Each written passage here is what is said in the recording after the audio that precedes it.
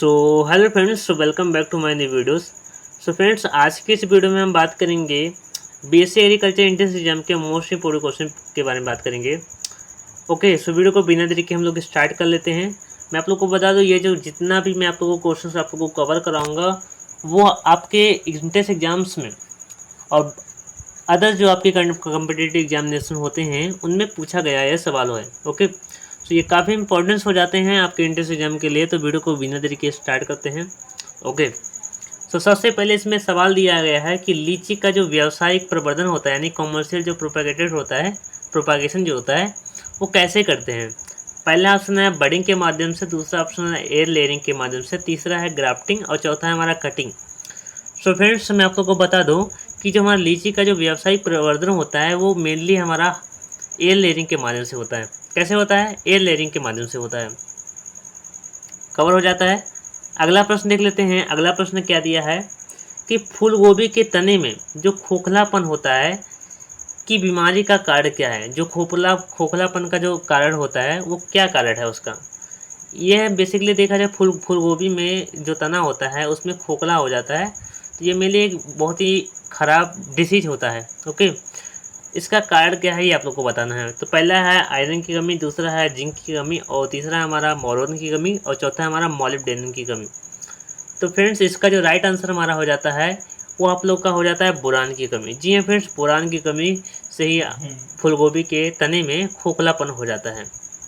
Okay, इसके बाद मैं आप लोग को बता दूँ, इसमें जो मॉलिब्डेनम है इसकी कमी से हमारा क्या होता है, वी पटेल होता है। क्या होता है? फूलगोभी में वी पटेल होता है। तो आप लोग कंफ्यूज मत होइएगा, बोरान की कमी से खोखलापन होता है और वी पटेल से हमारा मॉलिब्डेनम की कमी से हमारा वी पटेल रोग होता है।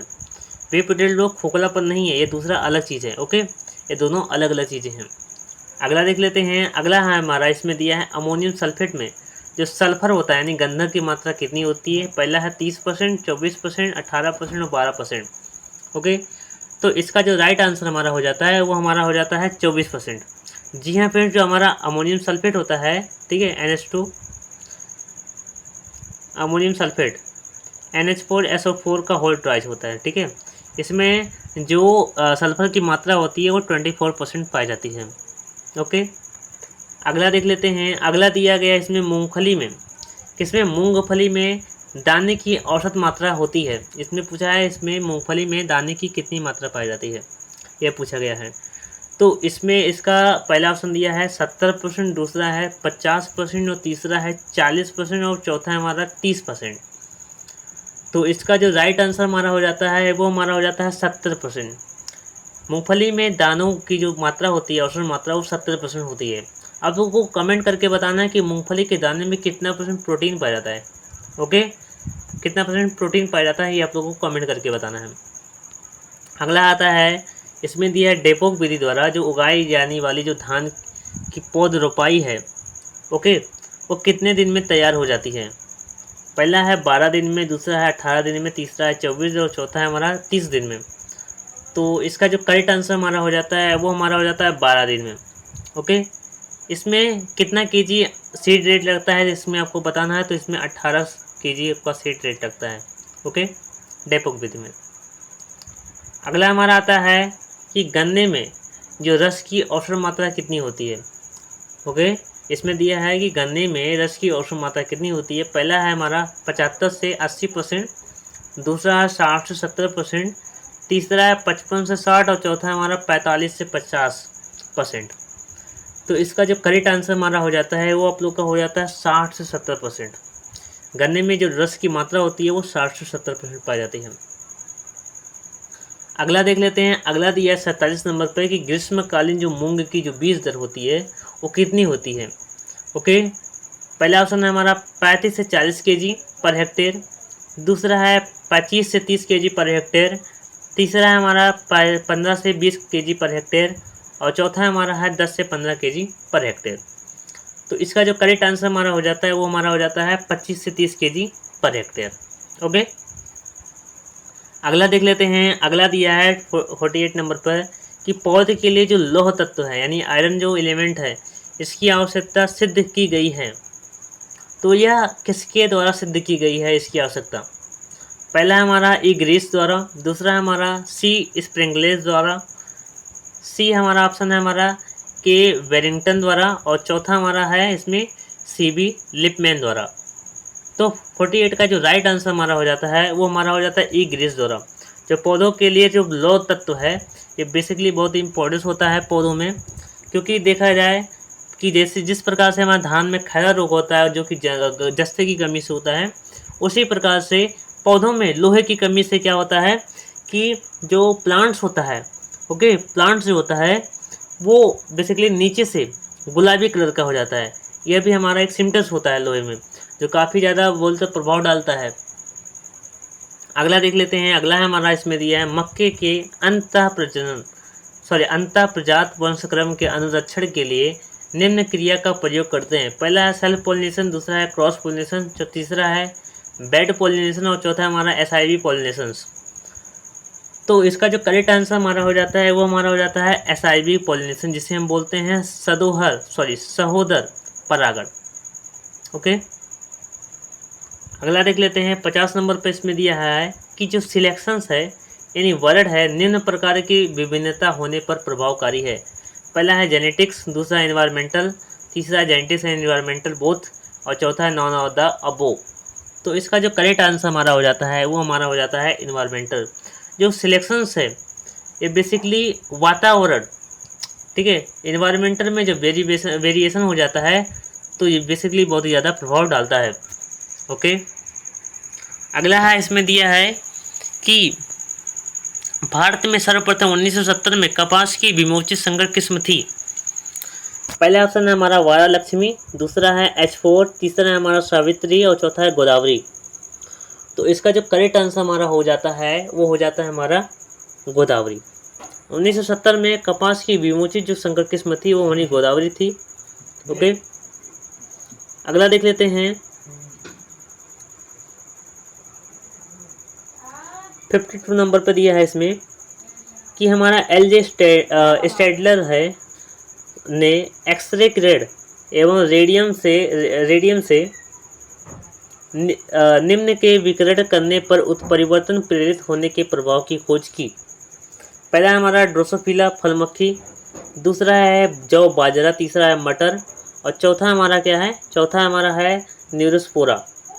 तो इसका जो करेक्ट आंसर हमारा हो जाता है ये जो स्टैडलर है ने एक्सरे किरणें द्वारा एवं रेडियन से विकिरण करने पर बेसिकली देखा जाए तो इसका जो राइट आंसर हमारा है वो हमारा हो जाता है बी ऑप्शन यानी जौ। ठीक है, जौ में खो जाता। अगला देख लेते हैं। अगला हमारा आता है 53 नंबर पर कि प्याज के प्रमाणित बीज उत्पादन के लिए पृथक दूरी कितनी है, यानी आइसोलेशन डिस्टेंस कितना है प्याज के प्रमाणित बीज करने के लिए, उत्पादन करने के लिए। पहला है 100 मीटर, दूसरा है हमारा 300 मीटर, तीसरा है 500 मीटर, चौथा है 800 मीटर। तो इसका जो राइट आंसर हमारा हो जाता है वो हो जाता है 500 मीटर। प्याज के लिए जो आइसोलेशन डिस्टेंस होना चाहिए वो 500 मीटर होना चाहिए। अगला देख लेते हैं। अगला दिया है कि किसी इनब्रेड लाइन की मिश्रण शक्ति की परीक्षण करने के लिए किस क्रॉस को प्रयोग में लाया जाता है। तो इसमें पहला ऑप्शन है टेस्ट क्रॉस, दूसरा है बैक क्रॉस, तीसरा है टॉप क्रॉस और चौथा है वाइड क्रॉस। तो इसका जो राइट आंसर हमारा हो जाता है वो हमारा हो जाता है टॉप क्रॉस। क्या हो जाता है? Top cross. ओके, अगला देख लेते हैं। तो अगला दिया है इसमें उत्परिवर्ती प्रजनन विधि से भारत में विकसित धान फसल की प्रजाति है। तो देखा जाए तो cereal variety developed by mutation breedings in India etch.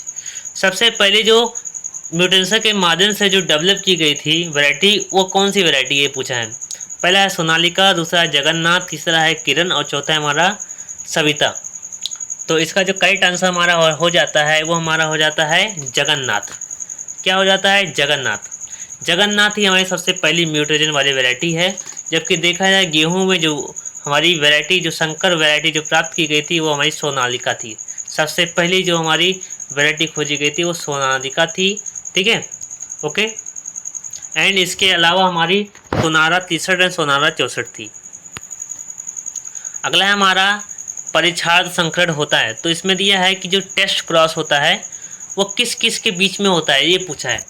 तो टेस्ट क्रॉस इसमें दिया है, ये आप लोग अंग्रेजी वाला थोड़ा ध्यान दीजिएगा। टेस्ट क्रॉस किसके किसके बीच में होता है ये पूछा गया है। तो इसका मैं आप लोगों को करेक्ट आंसर बता दे रहा हूँ। तो इसका जो करेक्ट आंसर हमारा है वो हमारा है ये सी ऑप्शन, F1 मल्टीप्लिकेशंस हमारे जो अप्रभावी जनक जो होते हैं उनसे जो क्रॉस कराते हैं, ओके, तो वही हमारा टेस्ट क्रॉस होता है।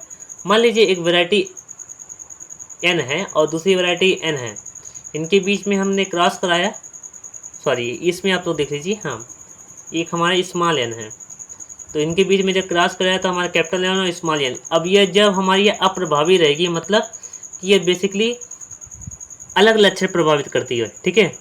तो इसको हम क्या करेंगे, F1 से फिर से किसी पीरियड से हम क्रॉस करा देंगे, तो यही हमारी टेस्ट क्रॉस कहलाता है। यानी कि हमारे जो परीक्षार्थ होते हैं या फिर जो पेरेंट्स होते हैं, जैसे जो पेरेंट्स होते हैं उनके बीच में जो क्रॉस कराते हैं उससे ही बोलते हैं टेस्ट क्रॉस। 57 पर दिया है एक समयुग्मकी स्वनिषेचित पादप की संतति कहलाती है। पहला इसमें है इनब्रीड, दूसरा है प्योर लाइन, तीसरा सिंथेसिस और चौथा है हमारा कंपोजिट। तो 57 का जो राइट आंसर हमारा हो जाता है वो हमारा हो जाता है प्योर लाइन, ओके। अगला हमारा 58 पर कि संकर बीज उत्पादक कार्यक्रम में मेंटेनल लाइन होती है। पहला A line, R line, B line और नॉन ऑफ द अबव। तो इसका जो करेक्ट आंसर हमारा हो जाता है वो हमारा हो जाता है बी लाइन। जो मेंटेनल लाइन होती है उसको हम बी लाइन बोलते हैं। ये इंपॉर्टेंस है, बहुत इंपॉर्टेंस है, एग्जाम में पूछा गया है, डीडीओ एंट्रेंस एग्जाम में पूछा गया है, ओके। अगला देख लेते हैं। अगला इसमें दिया है 62 नंबर पर केंद्रीय बारानी अनुसंधान संस्थान स्थित है। डायलैंड एग्रीकल्चर कहाँ पर स्थित है ये पूछा है। पहला ऑप्शन न्यू दिल्ली, दूसरा जोधपुर, तीसरा झांसी और चौथा हैदराबाद। तो इसका जो करेक्ट आंसर हो जाता है वो हो जाता है हैदराबाद, ओके। अगला देख लेते हैं कि मसूर में काई गुणसूत्र की संख्या कितनी होती है। 14, 16, 20 और 24। तो इसका जो करेक्ट आंसर हमारा हो जाता है वो 14। मसूर में जो क्रोमोसोम्स की नंबर होती है वो 14 होती है। So thank you so much for watching this video. Next video में मिलेंगे, तब तक थैंक यू सो मच।